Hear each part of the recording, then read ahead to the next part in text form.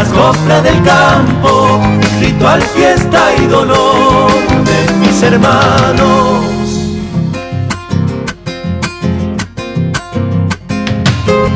Vamos con el programa y ya está con nosotros el licenciado Javier García Guerrero, un economista de aquellos, aparte de un gran amigo. Javier, buen día, ¿cómo te va?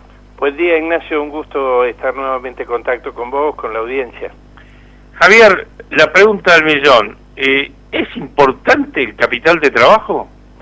Sí, particularmente en empresas que tienen ingresos estacionales y variables en función del clima, de otros avatares, riesgos comerciales, como son las empresas agropecuarias. Digamos que entre los indicadores que en otros países están ya formando parte de una tabla de cuál debe ser el capital de trabajo según la actividad y demás, en las empresas agropecuarias tiene un requerimiento alto porque no tienen mucha rotación. Digamos, el que tiene una zapatería vende un par todos los días, lo repone semanalmente, y digamos la rotación le evita tener que tener mayores cantidades de activos inmovilizados o sujetos a variaciones como de cantidad y de precio, como ocurre en el campo.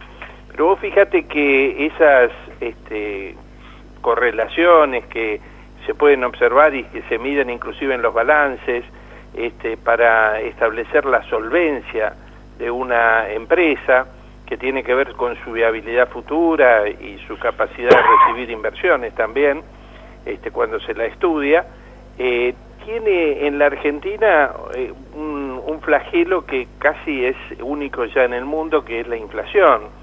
Y esto ha motivado que un informe del año 2013 de los consorcios regionales de experimentación agrícola, entre más de 600 asociados de todo el país, que son, digamos, parte de la élite tecnológica que hay en el campo, mostraba que en el 2013, recordemos, precios mucho más favorables a los actuales y condiciones de costos mucho más favorables a los actuales, ya entonces adeudaban el 39% de su capital de trabajo y el 22% tenía que refinanciar los préstamos porque no los podía pagar.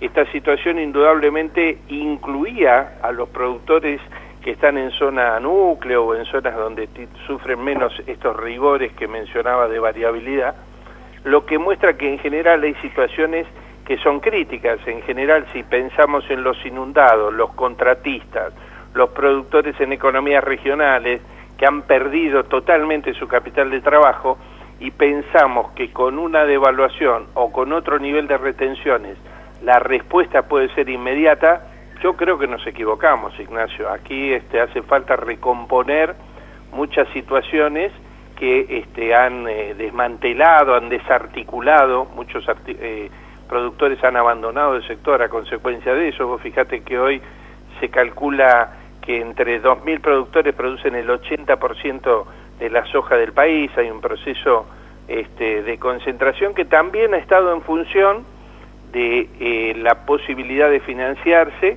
o de tener una estructura financiera más sólida, como le ha pasado con los pools de siembra, frente a la volatilidad que plantea una equivocadísima política macroeconómica. Bueno, vos hablabas de que en pocos productores toda la soja. ¿Qué ha pasado con la lechería, Javier? Aún más grave, indudablemente. Claro, la cantidad de tambos que han desaparecido durante estos años, había un promedio, no me acuerdo en este momento de qué año a qué año, pues un tambo por día. Terrible, devastador e injustificable. Pero vos fíjate que también se da, por eso trajimos a colación este tema hoy, un poco, hay varios estudios que muestran, en el caso Carrefour, por ejemplo, pero se aplica a todo el supermercadismo, que ellos han basado todo su desarrollo justamente en el capital de trabajo. Esto es, vender al contado, pagar a 180 días o más las materias primas que venden al contado, y esa disponibilidad, ese enorme fondo de maniobra, se llamaría técnicamente, lo han aplicado a hacer inversiones, a desarrollar, a aumentar su rentabilidad, de manera que han aumentado su gobernanza sobre toda la cadena de pago, de manera que hoy fijan los precios teniendo márgenes de hasta el 700% sobre lo que le dan a un productor que los ha estado financiando, porque no hay ningún motivo para que alguien no entregue un camión de leche y lo cobre al contado. No hay ningún motivo para que esto no sea así. Dentro de la negociación, ellos miran, los factores concentrados de la cadena, miran no solamente el precio, sino también el plazo de pago, porque lo consideran un elemento central para tener capital de trabajo ajeno, que otro pague el impuesto inflacionario que aplica el gobierno y ellos quedarán en una posición que es privilegiada, indudablemente. Claro, vos como consumidor vas y pagás de contado, pero eso que vos compraste, el supermercado le paga a la fábrica, a la empresa, a lo que sea, a los 120 días. Indudablemente ese dinero tuyo se está trabajando. Indudablemente, y vos fíjate que hay esto se suma un error conceptual gravísimo de la política económica, que dice, y de la política agropecuaria, si es que hay una, porque no se ha explicitado, y si la explicitan realmente va a ser sombría. No existe, por lo menos con este gobierno no existe política agropecuaria. Claro, que es una manera de conducir a un determinado lugar, no aplicar ninguna compensación, ¿no? Pero vos fíjate que en el discurso del ministro de Agricultura se dice que se ha compensado la pérdida de rentabilidad que hay por las retenciones dando crédito teóricamente subsidiado, lo cual en la tasa negativa y demás, o se mencionan los créditos que ha dado el Banco Provincia o el creciente nivel de endeudamiento que aludíamos al principio del sector agropecuario, como si esto fuera una fuente de competitividad. Particularmente en este sector es totalmente lo contrario, porque aunque la tasa sea negativa, vos lo que reducís es la productividad, como está muy estudiado, y subordinás la continuidad de una explotación a un abastecimiento que es errático. Hoy hay crédito, mañana no.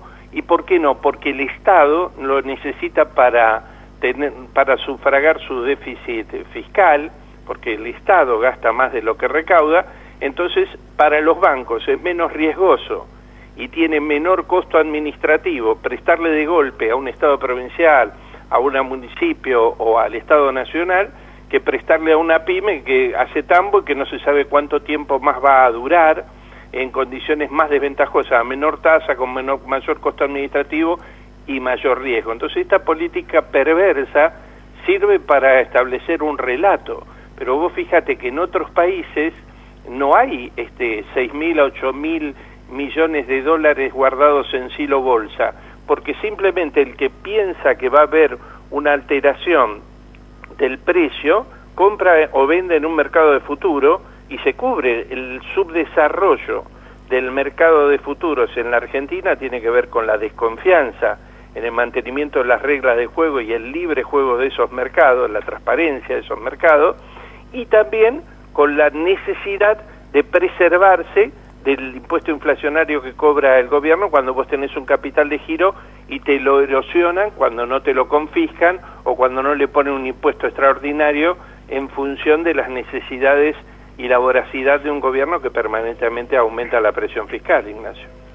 Decime, en las empresas agroindustriales, ¿cómo está el tema del factor trabajo, tomando en cuenta empresas, por ejemplo, que fabrican maquinaria agrícola? Bueno, hay una caída impresionante de las empresas de maquinaria agrícola que atinadamente habían tenido una política exportadora para compensar las variaciones del mercado interno y que se ven con el retraso cambiario igualmente imposibilitados.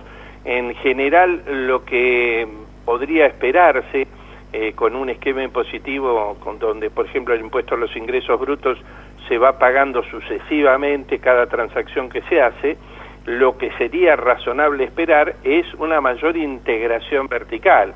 Esto que vos mencionabas más temprano, que el productor de ajo venda pasta de ajo, o que el productor de cebolla venda cebolla deshidratada y salga del riesgo climático y agregue valor y todo lo que siempre se está pregonando, pero se llevan las políticas que permiten la toma de decisiones para otro lado. Vos fíjate que Esa integración vertical no se ha verificado. Los grupos concentrados de la molinería son un muy buen ejemplo.